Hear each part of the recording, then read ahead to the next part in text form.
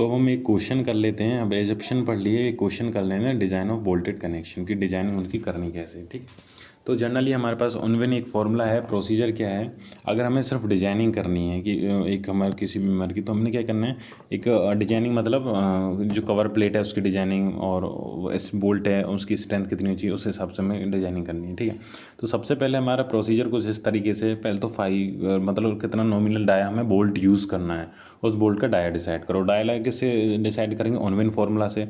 तो बोल्ट की डाया कितना है, 6.04 अंडर रूट टी। टी यहाँ क्या है, कवर प्लेट की क्या है तुम्हारी, वो थिकनेस है। ठीक है, दूसरा रिवेट वैल्यू निकालो। रिवेट वैल्यू क्या होती है, रिवेट वैल्यू तुम लोगों ने डिस्कस कर रखी है। रिवेट वैल्यू क्या होती है, पी एस मतलब sharing strength of bolt, bearing strength of bolt और टीयरिंग, इन दोनों के जो मिनिमम, अरे क्या हो गया, मतलब टीयरिंग स्ट्रेंथ और बियरिंग स्ट्रेंथ में से जो मिनिमम होती है, sharing strength and bearing strength of bolt में से जो मिनिमम होती है मेरी, कि वो क्या कहलाती है, रिवेट वैल्यू कहलाती है। नंबर ऑफ बोल्ट, वैसे तो हम तीनों निकालते हैं स्ट्रेंथ ऑफ जॉइंट, और तीनों में से जो मिनिमम होती है वही लेके चलते हैं। ठीक है, तो पर रिवेट वैल्यू सिर्फ स्पेसिफिकली इन दो के लिए, तो मैं ये बोल रहा हूँ, पर जो तीनों में से मिनिमम होती है वही स्ट्रेंथ ऑफ जॉइंट होती है, वही हमें लेके चलनी है। ठीक है, बाकी क्वेश्चन हम बता दूंगा जब हम एक क्वेश्चन करेंगे इसका भी, तो उसमें डिस्कस कर दूँगा। ठीक है, अगला बात करते हैं अरेंजमेंट ऑफ बोल्ट। तो जैसे हमने रिवेट वैल्यू निकाल ली, मतलब स्ट्रेंथ निकल के आ गई 1000 किलो न्यूटन, मतलब 10 किलो न्यूटन मेरी एक बोल्ट ले सकता है। तो अगर मेरा 100 किलो न्यूटन लोड है तो वहाँ पे 10 बोल्ट लगा दूंगा। तो नंबर ऑफ बोल्ट कितने लेने हैं, टोटल फोर्स जितना आ रहा है डिवाइड बाई एक बोल्ट की स्ट्रेंथ कितनी है। तो अगर टोटल फोर्स उस पर 100 आ रहा है और एक बोल्ट मेरा 10 ले सकता है किलो न्यूटन का लोड, तो मुझे वहाँ पे कितने बोल्ट लगाने पड़ेंगे, 10 बोल्ट का यूज़ करना पड़ेगा। ठीक है, तो ये कर लेना। अब मुझे पता चल गया 10 बोल्ट आ गए मेरे पास, निकाल लिए कि इतने लोड को सहने के लिए मेरे को 10 बोल्ट मतलब काफ़ी रहेंगे उस बोल्ट पूरे लोड को बियर करने के लिए। अब उन बोल्टों को अरेंज करना है। अरेंज मैंने बताया था कि अरेंज का बहुत इंपॉर्टेंट रोल किस चीज़ में होता है, कि जो टीयरिंग स्ट्रेंथ होती है प्लेट की, कि अगर मैं चेन पैटर्न में करता हूँ तो वो जो टीयरिंग स्ट्रेंथ है थोड़ा कम हो जाती है, क्योंकि वहाँ पे जो ये नेट एरिया क्या हो जाता है, रिड्यूस हो जाता है। जब हम टेंशन में थे वो डिस्कस किया था।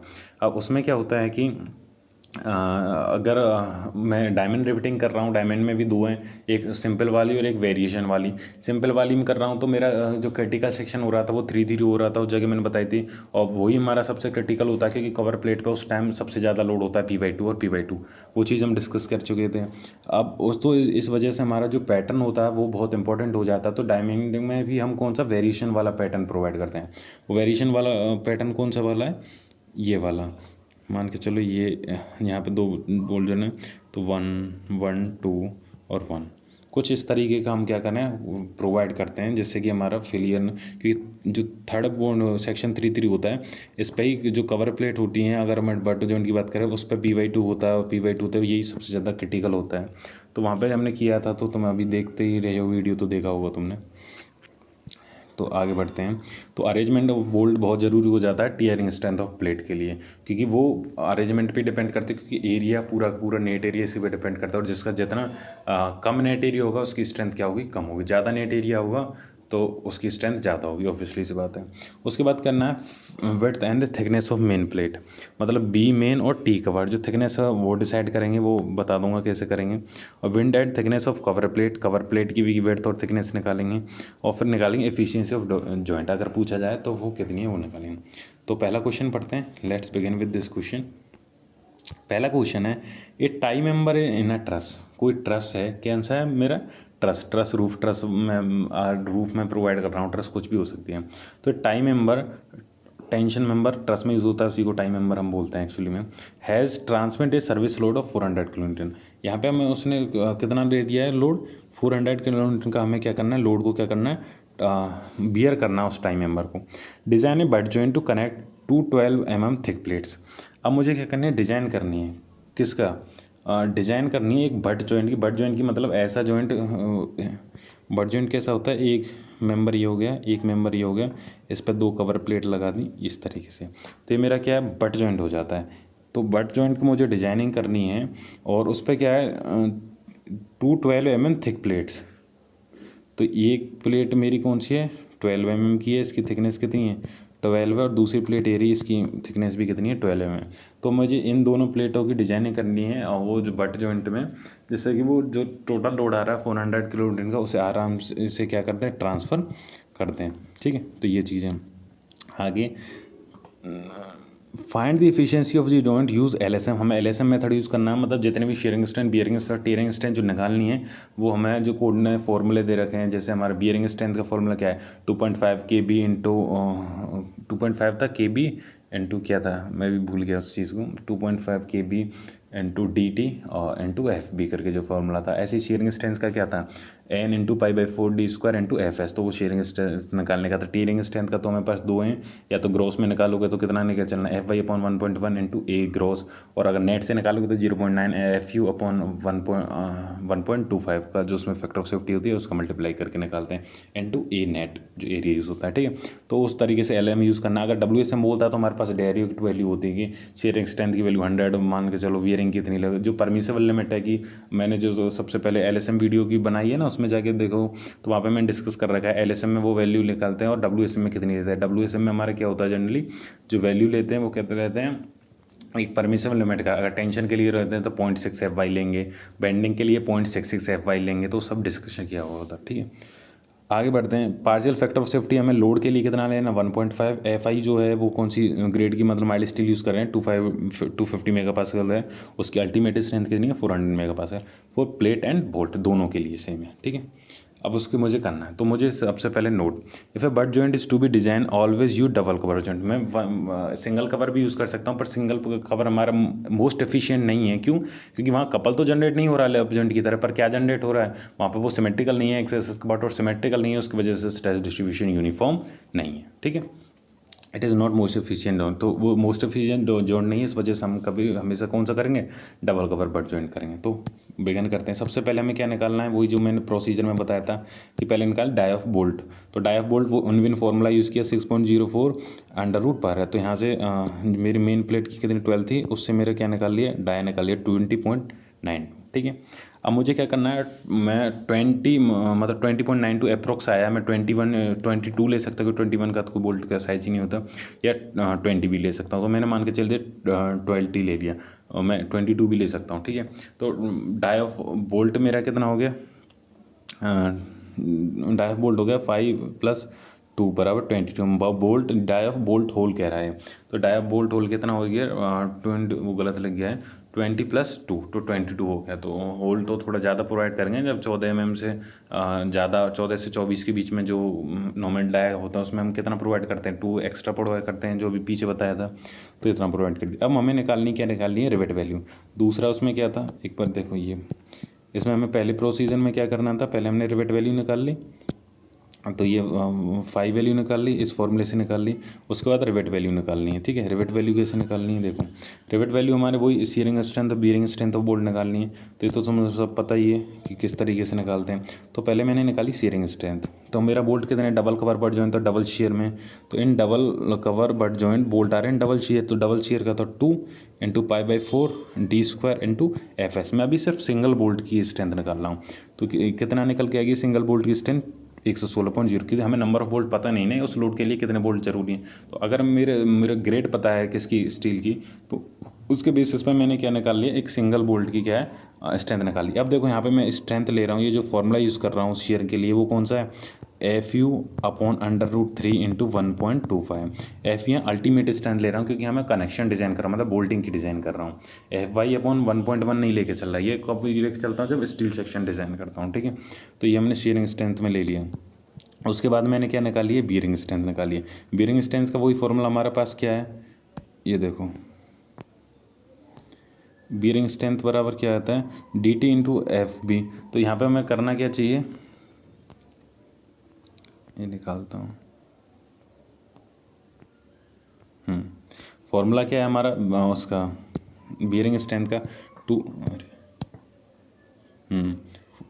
फॉर्मूला क्या है, 2.5 KB into DT into FB।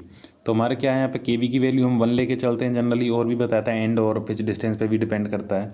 2.5 multiply करते हैं तो 2.5 ये रहा, उसके बाद क्या करते हैं एफ वी जो हम अल्टीमेट स्ट्रेंथ लेके चलते हैं तो 400 अपॉन उसमें फैक्टर ऑफ सेफ्टी दी है 1.25 इंटू डी टी, डी एक होगा 20 और टी कितना होगा 12। तो इससे जो हमारी स्ट्रेंथ निकल के आ गई है वो निकल के आ गई जितनी भी, वो सिर्फ कितने एक बोल्ट के लिए कि एक बोल्ट पे कितना बियरिंग स्ट्रेंथ वो ले सकता है, कितना वो बियरिंग स्ट्रेंथ क्या कर सकता है, बियर कर सकता है। तो वो निकल के आया 1.192 किलोन्यूटन। अब इन दो में से जो मिनिमम वही मेरी रिवेटिंग वैल्यू होती है, हमने पढ़ा था। तो रिवेटिंग वैल्यू कितनी होगी 116 किलो न्यूटन। ठीक है, तो 116 हो गई। आगे बढ़ते हैं।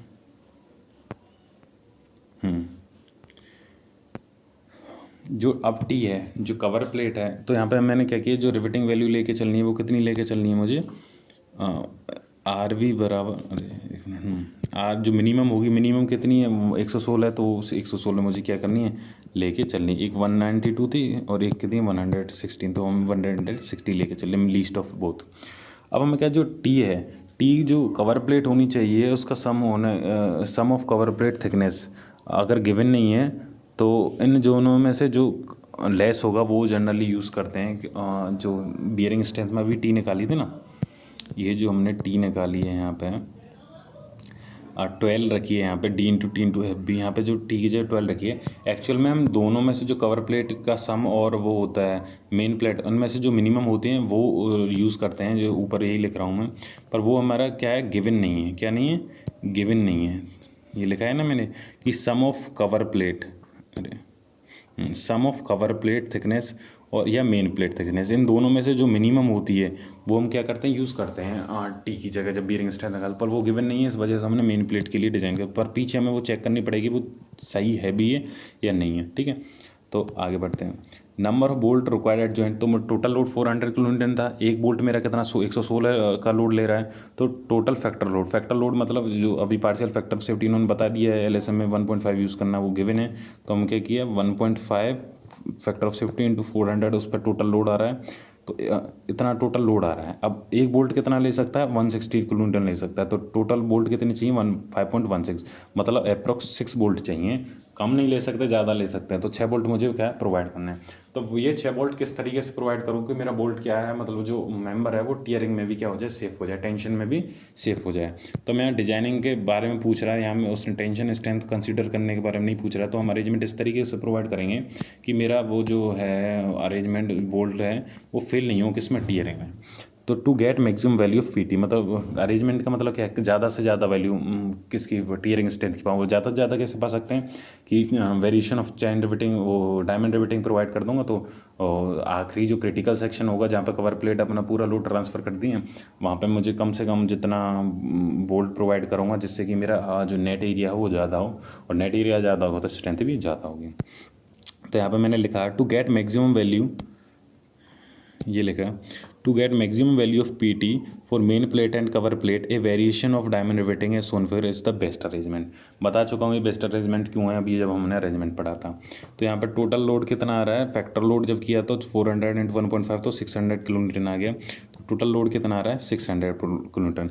बोल्ट हमें कितने प्रोवाइड करने हैं 6। तो एक बोल्ट मैंने ये 1 पे प्रोवाइड कर दिए, 2 पे 2 बोल्ट प्रोवाइड कर दिए, ये कितने 2 3 5 2 3 हो गए, और 3 और करने हैं। तो 2 ये हो गए और 1 ये हो गया, 6 टोटल 6 हो गए। तो ये तो एक्शन का रिएक्शन मिरर पार्ट होता है, तो एक ही जगह हमें करना होता है, तो वो तो बराबर रहेंगे ही रहेंगे। तो ये टोटल मैंने 6 बोल्ट प्रोवाइड कर दिए किसके, एक डायमंडिंग पैटर्न, कौन सा वेरिएशन ऑफ डायमंडिंग पैटर्न में प्रोवाइड कर दिए। ठीक है, अब मुझे क्या फाइंड आउट करनी है कि बी फाइंड आउट करनी है किसकी, मेन प्लेट की, कि कितनी विड्थ होनी चाहिए जिससे कि इजीली और सेफली इस जो टोटल लोड आ रहा है उसको बियर कर सके। ठीक है, तो उसको बताते हैं।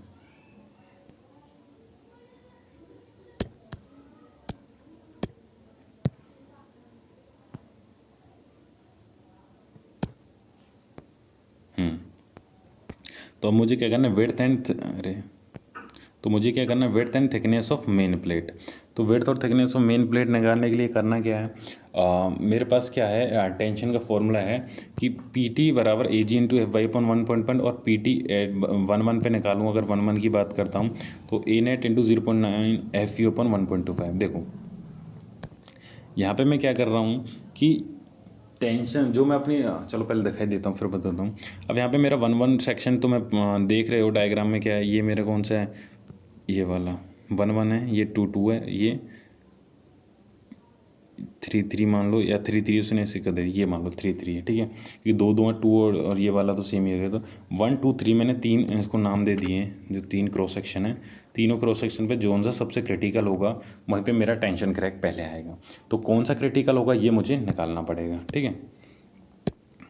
तो देखो, तो width of thickness of main plate मैंने किया PT at S X, X X कहाँ पे, एक्स एक्स ये रहा, एक्स एक्स जहाँ पे कोई बोल्ट नहीं है, जहाँ पे सिर्फ पूरी की पूरी प्लेट है। तो ग्रॉस एरिया हो जाएगा B इंटू टी, जो थिकनेस होगी, इंटू FY/1.1। तो टोटल लोड तो हमारे पास पता है, PT की वैल्यू कितनी है, PT की वैल्यू, अरे PT की वैल्यू कितनी है हमारे पास, 600 इंटू 10⁻³ न्यूटन, और बराबर हो जाएगा AG क्या है, B इंटू टी इंटू जो ग्रेड दिया वो कितनी है, 250 अपॉन फैक्टर ऑफ सेफ्टी दे दिया 1। तो यहाँ पे टी तो हमें गिवन दी है, सुन 212 mm की प्लेट है। तो यहाँ से हमारा क्या निकल जाए, बी मेन निकल जाए। बी मेन मतलब जो मेन प्लेट को सेफ कराना है, अगर मेन प्लेट सेफ चाहिए इस टेंशन में, तो बी मुझे कम से कम 220 प्रोवाइड करनी पड़ेगी। तो ये तो हमने टेंशन फॉर्मूले से निकलना है कि टेंशन में सेफ कराने के लिए मुझे कम से कम कितनी बी प्रोवाइड करनी है, ठीक है। तो ये तो अब बात करते हैं कवर प्लेट की। एक्चुअल में अब ये तो हमें पता चल गया कि टेंशन में मेन प्लेट फिल नहीं होगी अगर मैं 220 की प्रोवाइड कर दूंगा। ये हमने निकाल लिया किस फॉर्मूले से, यही हमने निकाला है अपने एक ग्रॉस वाले फॉर्मूले से। अगर बात करते हैं टीयरिंग में, तो टीयरिंग में PTT 1 पे निकालेंगे। 1 पे मतलब ये जो 1 x के बाद 1 1 दिया है ना, तो 1 पे निकाला वो A net into 0.9 FU upon 1.25। तो यहाँ पे एक जो बोल्ट की डाई है वो घटाएंगे तो B minus D into T main into 0.9 into 400/1.25। तो बी मेन कितनी है जो हमारे निकल के 220, और माइनस डी हमारा बोल्ट होल का डाया कितना 22। टी मेन कितनी है, जो मेन प्लेट की तो 12 है, और मेन प्लेट की 12 है, और इसके बाद 0.9 FU है। तो इधर से जब हमारा टोटल निकल आया तो बी मेन निकल के आई 1.956। तो ये टोटल जो बी मेन निकल के आई है वो कितनी आई है, 1.596 निकल के आई है। तो इस वजह से हम कह सकते हैं तो टू प्रोवाइड बी मेन बराबर 250 mm और बी मेन बराबर 220 mm also, since it is the variation of diamond rating it is fail in at 2 also. तो क्या कह रहा है कि जो बी मेन है वो मैंने दोनों तरह की फॉर्मूले से निकाल ली, और जो दोनों फॉर्मूले से मैक्सिमम आएगी वो हम प्रोवाइड कर सकते हैं। तो उससे 220 आई थी, इससे 195 आई थी। तो हम क्या कर सकते, तो मैं 220 से ज़्यादा ही प्रोवाइड करनी है, तो मैं 225 कर दूँ, 230 कर दूँ, तो दोनों में से मैक्सिमम, क्योंकि जितनी ज़्यादा करूँगा तो उसमें मेरा सेफ ही रहेगी ना प्लेट। तो इस वजह से तो मैंने से मान के चलिए 250 प्रोवाइड कर देता हूँ, ठीक है। बैठते हैं आगे, तो सो प्रोवाइड बी मेन बराबर 250 और बी मेन बराबर 220 भी प्रोवाइड कर सकते हैं। तो ये हमारे जो डायमंड रिवेटिंग है, तो इस वेरिएशन है, तो ये 2 पे भी फेल हो सकता है, क्योंकि वहाँ पर 2 बोल्ट हैं, बाकी तो जो एरिया रिडक्ट होगा वो 2 बोल्टों का रिडक्ट होगा, जब बाकी और जो 1 1 पे और 3 3 पे तो एक एक बोल्ट है, तो वहाँ पे एक बोल्ट का डायर रिडक्ट हो रहा है। तो जो ए नेट एरिया हो रहा है वो 2 पे कम होगा, और 1 और 3 पे क्या होगा, ज़्यादा होगा, ठीक है। तो P2 पे चेक की तो वहाँ पे बी मेन माइनस 2 वोल्ट है, तो उनकी डाया घटाई इंटू टी में, तो 0.5 यहाँ पे प्लस RV मैंने बताया ना, जब उससे पहले जो 2 से पहले सिर्फ एक बोल्ट है 1 1 पे, तो वो जब शीयरिंग में टूटेगा उसके बाद पूरा प्लेट एक दूसरे को खींचने की कोशिश करेंगे, तब वो टीयरिंग में फील होगा। तो इस वजह से RV, अगर उससे पहले 3 वोल्ट होते तो प्लस 3 RV हो जाता। ये हमने अभी अरेंजमेंट उस टीयरिंग वाले में पढ़ रहे थे ना, अरेंजमेंट में, तब हमने डिस्कस किया था। तो यहाँ से हमने निकाला, तो बी मेन की जगह 250 जो हमने लेके चले वो दिया, -2 इंटू 22 जो डाई ऑफ बोल्ट होल है, इंटू 0.9 400/1.25। जो रिवेट वैल्यू है 116 है किलोन्यूटन, या 116.08 इंटू 10⁻⁹ न्यूटन। तो जो हमारा निकल के आया है, जो PT पे जो 2 पे टीयरिंग स्ट्रेंथ है वो कितनी है, 828 किलोन्यूटन। मतलब अगर मैं जो मेन प्लेट प्रोवाइड कर रहा हूँ वो 250 mm की प्रोवाइड कर रहा हूँ, तो मेरा जो टीयरिंग स्ट्रेंथ आएगी जो सेक्शन 2 पे वो कितनी आएगी, 828 किलोन्यूटन। तो जो कि एक्चुअल लोड कितना आ रहा है हमारा, 600 किलोमीटर, तो वो बहुत आराम से उसे क्या कर लेगी, बियर कर लेगी। तो ये एक तरीके से मेरा क्या सेफ़ है, क्या सेफ़ है कि मेरा जो सेक्शन है क्रिटिकल सेक्शन 2 भी क्या है, एक तरीके से सेफ़ है। तो क्रिटिकल सेक्शन 1 और 3 तो दोनों पे एक एक है, तो उसका निकाल के देखा उस पर कितना आया, और उसकी वजह से ही तो हमने वो निकाला है ना, क्या बोलते हैं, बी मेन। और 2 क्रिटिकल हो सकता है, इसको एक बार चेक कर लिया कि इस पर तो फिल नहीं हो रहा, तो इस तरीके से हमने निकाल दिया। तो वो तो तुम्हारी मर्जी है, तुम तीनों पे एक साथ निकाल लो, तब चेक करके देखो कौन सा क्रिटिकल है। तो it's depend on you because you are designing that particular component. तो ये तुम लोगों पे डिपेंड करता है किस तरीके से करना है। अब हमारा जो बी मेन निकल के आएगा, मतलब जो मेन प्लेट है उसकी थिकनेस तो हमें गिवन थी, पर उसकी विड्थ हमें निकाल ली। विड्थ कैसे निकाली? विड्थ सिर्फ टीयरिंग में सेव करना है, क्योंकि मेरी प्लेट सिर्फ फेल किस में हो रही है? टीयरिंग में फेल हो रही है। टीयरिंग में सेव हो गई तो मेरी प्लेट फेल होगी नहीं, क्योंकि बाकी फेलियर के लिए एंड और एज रेजिस्टेंस हम प्रोवाइड कर ही चुके हैं। अब बात करते हैं कवर प्लेट की। अब width and thickness of cover plate हमारे क्या कर सकते हैं, ये फेल नहीं होने चाहिए, क्योंकि कवर प्लेट पे ही सबसे ज़्यादा लोड आता है, जो वहाँ पे क्या होता है क्रिटिकल होता है, तो उसकी डिजाइनिंग करनी है। तो मैंने क्या किया, बी जो कवर है उसको बराबर एज्यूम कर लिया, जो हमें बी मैंने जनरली बराबर ही प्रोवाइड कराते हैं, जिससे ऐसा ना हो कि कम प्रोवाइड करते तो लोड का आगे पीछे डिस्ट्रीब्यूशन शुरू हो जाए, तो बराबर ही प्रोवाइड करते हैं। तो जो क्रिटिकल सेक्शन होगा कवर प्लेट के लिए वो कौन सा होगा? 3-3 होगा। 3-3 क्यों होगा? क्योंकि स्टार्टिंग में 1-1 पे तो क्या होगा, अभी 1-1 से लेफ्ट में तो पूरा लोड मेन प्लेट ने लिया है। जैसे जैसे वो धीमे धीमे 3-3 पे पहुंचेगा तो टोटल लोड अब किसके द्वारा लिया जाएगा? इसके द्वारा बोलते हैं कवर प्लेट के द्वारा P/2 जब हम वहाँ पे डिस्कस कर रहे थे, तो इस वजह से क्रिटिकल सेक्शन वही होगा। तो उसी के लिए मैंने चेक कर लिया, PT बराबर 3-3 पे चेक किया, B कवर माइनस D। तो इस पर जैसे ही वो B cover minus D 1 bolt आ रहा है उस जगह, तो 1 घटा दिया, 2 आते तो 2 घटा दिए, इंटू इस वजह से लिया है क्योंकि हम यहाँ पे 2 कवर प्लेट यूज़ कर रहे हैं, एक ऊपर एक नीचे। सिंगल कवर बट जॉइंट से डिज़ाइन कर रहे होते तो 1 बोल्ट लेके चलते। तो टोटल इसका सॉल्यूशन किया तो टी कवर निकल के आया 4.6 mm। तो अब जो हमें थिकनेस प्रोवाइड करनी है कवर प्लेट की वो कितनी करनी है? 4.6 mm, अप्रॉक्स 5 के आसपास प्रोवाइड कर दो।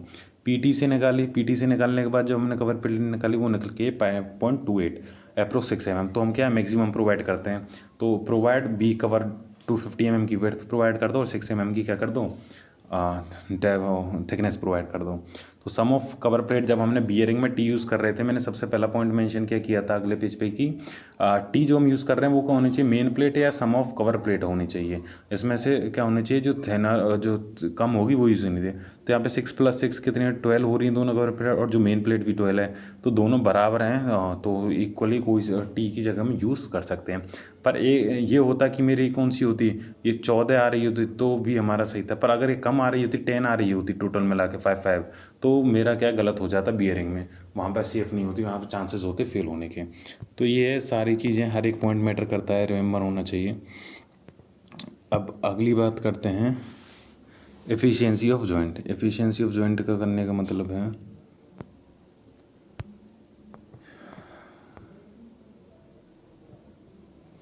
एक सेकंड रुको।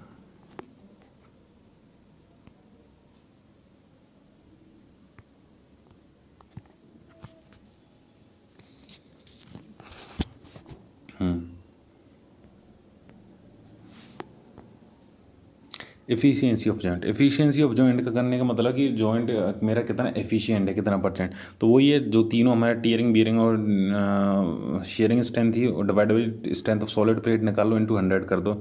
तो हमारी जो शेयरिंग स्ट्रेंथ थी कितनी निकल के आई है, वो जितने भी बोल्ट है तो 6 बोल्ट हैं, तो 6 × 116 तो कितना है 696। बियरिंग स्ट्रेंथ कितनी हो गई, N × D/2, वो 192 आ रही थी, उसमें 6 का मल्टीप्लाई कर दिया। 1-1 पे टीयरिंग स्ट्रेंथ कितनी निकल के आ रही है, वो हमने निकालने के बाद जितनी भी आई इसमें मल्टीप्लाई कर दिया है। कितने बोल्ट थे टोटल, सॉरी प्लेट की बात करते हैं ना, तो जब एरिया से निकाला B/T से, B-1 ही उसमें बोल्ट है तो एक डाया बोल्ट होल घटाया, तो टोटल निकल के आए 787। एक्सेस पे निकाला तो वहाँ पे स्ट्रेंथ हमारी 681 निकली, जो पहले निकाल के दिखाई थी। तो यही मेरी क्या है, strength of solid plate. Solid plate मतलब जब उसमें से कोई रेडिया, कोई बोल्ट का डाया रिडक्ट नहीं किया है, मतलब घटाया नहीं गया है, वो स्ट्रेंथ मेरी सॉलिड प्लेट की होती है। सॉलिड मतलब पूरी की पूरी जो प्लेट है, तो टोटल B × D, तो वो सॉलिड प्लेट की स्ट्रेंथ है। तो यही लिख रहा है PTXX पे क्या हो गया 681 आया, जो स्ट्रेंथ ऑफ सॉलिड प्लेट है। और PT जो कवर प्लेट है 3-3 पे जो क्रिटिकल होता है उस पर कितना निकल गया 787। तो मेरी जो एफिशिएंसी है जो वो क्या है, PS, PB और PT में से मिनिमम। तो PT मेरा मिनिमम कौन सा है, सबसे कम वो है एक्स पे ग्रॉस वाला 681 है, और मेरा जो सॉलिड प्लेट की स्ट्रेंथ भी कितनी है 681 है, तो ये कितना एफिशिएंसी निकल के आ गई 100% निकल के आ गई। इसको स्केच करना है। स्केच करने का मतलब है कि मेरे को पिच और एंड डिस्टेंस भी प्रॉपर होनी चाहिए एज़ पर स्पेसिफिकेशन। जैसे मिनिमम पिच की कितनी होनी चाहिए 2.5 into dia of bolt hole, ये है। ऐसे मैक्सिमम पिच कितनी है, मैक्सिमम पिच हमारी टेंशन कंप्रेशन के लिए अलग अलग है, तो वो प्रोवाइड करनी है। और बाकी एज डिस्टेंस और एंड डिस्टेंस भी प्रॉपर होनी चाहिए अरेंजमेंट में। तो स्केच हमारा कुछ इस तरीके से है कि मिनिमम पिच कितनी होनी चाहिए 2.5, तो यहाँ पे जैसे लिखा हुआ मिनिमम पिच कितनी होनी चाहिए, 1 मिनट, 2.55, तो इससे निकाला तो कम से कम हमें जो निकल के आए कितनी 50 mm की होनी चाहिए जो, और सेम टू सेम क्या है गेज डिस्टेंस प्रोवाइड कर देते हैं। मिनिमम एज डिस्टेंस कितनी है, अगर हैंड से कर रहे हैं तो 1.7 और मशीन से कर रहे हैं तो 1.5, या हमने मशीन से होल किए हैं तो 1.5 डी निकल गया तो 1.5 इंटू 22, तो टोटल कितना आ गया 35 mm। तो अब हमें क्या टोटल हमारी देखो विड्थ कितनी है मेन प्लेट की 250 और कवर प्लेट की भी 250 है, ठीक है।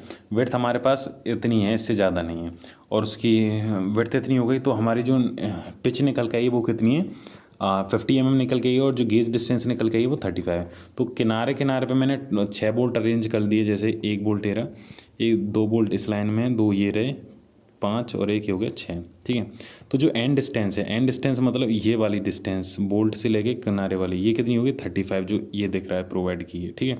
उससे आगे जितने बोल्ट के बीच की डिस्टेंस वो कितनी है 50 mm, तो ये 50 mm, ये रही 50 mm, ये रही 50 mm, टोटल कितनी हो गई, टोटल जितनी भी निकल के आ जाए इतनी हो गई। तो ये थोड़ा ये लंबाई निकल के आ जाए कितना लंबा हमारा कनेक्शन है, ठीक है। अब है एंड डिस्टेंस और एज डिस्टेंस, ये कितनी है 35 किस डायरेक्शन में 35 ये हो गई, ये तो एंड, ये तो ये एंड हो गई, ये वाली जो हमने बताई थी। एज कौन सी होती है, ये वाली डिस्टेंस बोल्ट के सेंटर से ऊपर वाली डिस्टेंस, ये होती है 35, जो ये गिवन है 35 हो गई। तो 35 इस डायरेक्शन में प्रोवाइड की, 35 उस डायरेक्शन में, 35 ये 35 ये, तो टोटल कितनी हुई 70 हो गई। टोटल ये कितना है 250 है, 250 में से 70 घटा दिया तो कितना बचा, जितना भी निकल के आया तो वो दोनों बाकी क्या है डिस्टेंस बची है, तो उसमें से फिर हम जो गेज डिस्टेंस प्रोवाइड उसके अकॉर्डिंग कर देंगे। तो मैक्सिमम पिच कितनी होनी चाहिए 16T बराबर 16 × 6 बराबर 96, और लेंथ ऑफ कवर प्लेट कितनी है 6 × 50, तो ये 440 mm। तो इस तरीके से हम क्या है जो हमारे स्पेसिफिकेशन है मैक्सिमम मिनिमम पिक का इस्तेमाल करके जो बोल्ट को डायमंड पैटर्न में हम अरेंज करने हैं, वेरिएशन वाले में हमको पता ही है, हम ऑलरेडी उसी हिसाब से सारी चीज़ें निकाली हैं। और जो विड्थ है हमारी जो उसमें एंड और एज डिस्टेंस को घटा के हमें बोल्ट को प्रोवाइड करना है, और ये देख लेना कि मैक्सिमम पिच से तो ज़्यादा नहीं हो रही है उसमें पिच की दूरी, और मिनिमम पिच से भी कम नहीं हो रही है। तो इस अगर ये इतना सेफली प्रोवाइड हो सकता है तो हम अपना पूरा स्केचिंग कर सकते हैं। ये भी जब कन्वेंशनल क्वेश्चन आता पूछा जाए तब ड्रॉ करना है, वैसे ड्रॉ कर दोगे तो ज़्यादा अच्छा रहता है कि ये लगता है कि हाँ सारे स्पेसिफिकेशन पता है, सब कुछ आता है। तो इस तरीके से हमारा क्या है स्केचिंग कर दी हमने किसी अपने डायग्राम की। तो ये हम सारी चीज़ें कर सकते हैं, आसानी से कर सकते हैं, तो कोई दिक्कत वाली बात नहीं है, ठीक है। तो तुम्हारा यहाँ पे अब होता है ख़त्म, ठीक है। अब अगला जो हमें कनेक्शन पढ़ना है वो कनेक्शन कौन सा पढ़ना है। अब ये जो हमारे क्या है इस पोर्शन में हमारा पूरा का पूरा एसेंट्रिक बोल्टेड कनेक्शन क्या हो गया ख़त्म हो गया है। एसेंट्रिक में सॉरी जो अभी हमें कॉन्सेंट्रिक मतलब जो लोड था वो किस पे एक्ट कर रहा था, सीजी पे कर रहा था कनेक्शन के।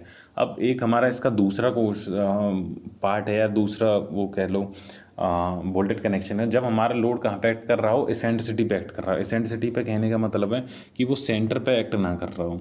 तो उस केस में जब ऐसा होगा तो क्या करना पड़ेगा, तो उसकी एक अलग डिजाइनिंग है। तो वो हम पूरा का पूरा ये दो केस होते हैं जब इन प्लेन एसेंट्रिसिटी लोड एक्ट कर रहा हो और या आउट ऑफ प्लेन मतलब प्लेन से बिल्कुल आउट ही जो एक्ट कर रहा हो जो लोड। तो मतलब लोड जब सीजी पे एक्ट नहीं करता है तो वहाँ पे एसेंट्रिसिटी आ जाती है, एसेंट्रिसिटी आ जाता है तो बेंडिंग मूवमेंट आ जाता है। तो जब बेंडिंग मूवमेंट की वजह से एक बार बोल्टों में दो तरीके से होता है, एक की वजह से क्या ट्विस्टिंग जनरेट हो रही है और एक की वजह से बेंडिंग स्ट्रेस जनरेट हो रहा है। तो दोनों केसों में हम किस तरीके से फिर डिजाइनिंग करेंगे तो वो देख लेते हैं, मतलब वो देखेंगे। तो सेकंड पार्ट में यही करेंगे। तो फर्स्ट पार्ट में हमारा इतना ख़त्म होता है। तो फर्स्ट पार्ट में एक बार अगर हम डिस्कस कर देते हैं शुरू से एंड तक क्या क्या पढ़ा तो वो डिस्कस करते हैं, और आज का वैसे यहीं पे ख़त्म करते हैं। तो मिलते हैं अगली क्लास में।